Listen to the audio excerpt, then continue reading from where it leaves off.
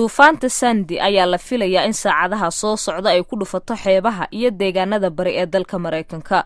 Duufaantan ayaa wadata roobab iyo dabaylo xooggan oo ku socda in ka badan 80 mayl saacadiiba.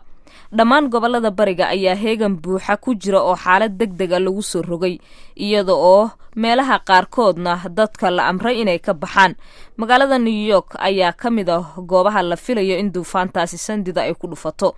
iskuulaadka basaska tareenada iyo gabi ahaanba dhaqdhaqaaqi bulshada ee magaaladaasi ayaa la xiray. Haddaba Caashe Ibraahim Caashe Cuud oo joogta Washington ayaa xaaladda New York iyo sida ay ugu diyaar garoobayaan duufaantaasi Sandy waxa ay ka wareysatay Dr. Cilmi Axmed Ducaale oo ah danjiraha Soomaaliya u fadhiya qaramada midoobay.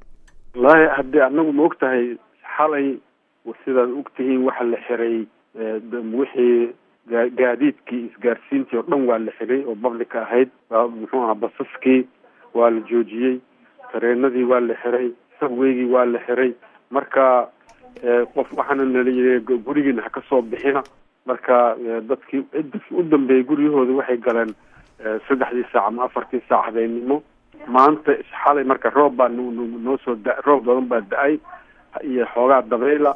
hase yeeshee waxaa la filayaa muxuu ahaa daadka badidiisa iyo duufaanta xooggeedu inay caawa iyo biri subaxdii inay ay u badato.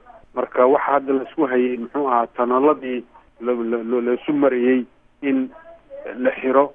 wadooyin badan baa xiran hadda oo ayagana daad uu soo galay.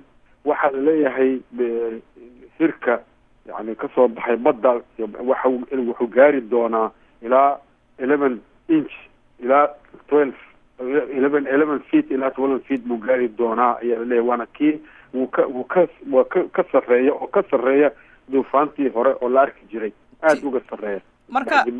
marka waa koob iyo toban ilaa 12 inch buu sare u kacsan yahay. feet wow. ayaa laga baqayaa inuu hore u kaco leeyahay. marka wixii u dhawaa xeebaha oo dhan waxaa la yidhi waa la qaxiyey. dadkii u dhawaa oo masalan Long Island muxuu ahaay to Brooklyn xeebaha Brooklyn, New Jersey meelaha xeebahooda gidi waa dadkii waxaa la yidhi ka guura. waa laga raray. Ambassador Cilmi isbaaladii xataa waa la xiray ku yiilay xaafadahaas waa la xiray. waxaad ka warantaa marka maadaama xaaladaas degdega intaa la eg magaalada New York aan ognahay inay tahay mid ka mid ah magaalooyinka ugu saxmadda badan dalkan Mareykanka, maanta wax shaqeynaya male, transportationkii gaadiidkii iskuuladii way xiran yihiin.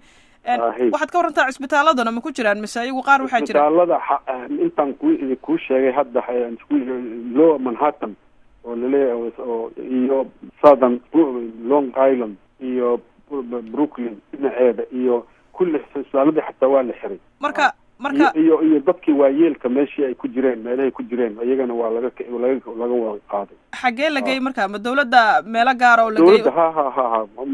muxuu ahaa belediyada qolo walba beliyadeeda xataa ilaa Bloomberg ilaa xalay halkan uu ka hadlayay ilaa saaqi dadka hala qaxo hala joogo. obligatory waxa weeye evacuation baa leeyahay. yani qaxid qasab ah ayaa meelaha qaarkood dadka lagu qasbay. gaadiid male hadda masalan aniga shubaakadaan eegaya wax gaadiid hoo socda iyo qof socda male. marka magaaladu maxay filaysaa maadaama duufaano horena ay dhaceen, dabaylo kuwan oo kale lamid ay dhaceen, walwalka gaarka ah ee magaalada New York maanta ka jira muxuu yahay? wallahi waxaa laga baqayaa horta haddii dabayshu ay xoog yeelatana waxaa laga baqayaa in geedaha dhirta dhaadheer inay soo dhacdo oo ku dhacdo taleefon muxuu ahaa fiilooyinka muxuu ahaa korontada haddii taa ku dhacdana hadee sidii la arki jiray waxay noqonaysaa xaafado dhan inayn helin nal iyo koronto ayan helin ayaa laga baqayaa. weliba haddana laleeyahay waxaa laleeyahay duufaantana waa sii soconaysaa maaha keliya caawa beri saa dambe ilaa saa dambe waxaa laga baqayaa inay socoto. laakiin dhinaciina way kasoo gudbaysaa maantaba soo maha? saasaa laleeyahay laakiinse macaaway kasoo gudbi doontaa sida laleeyahay.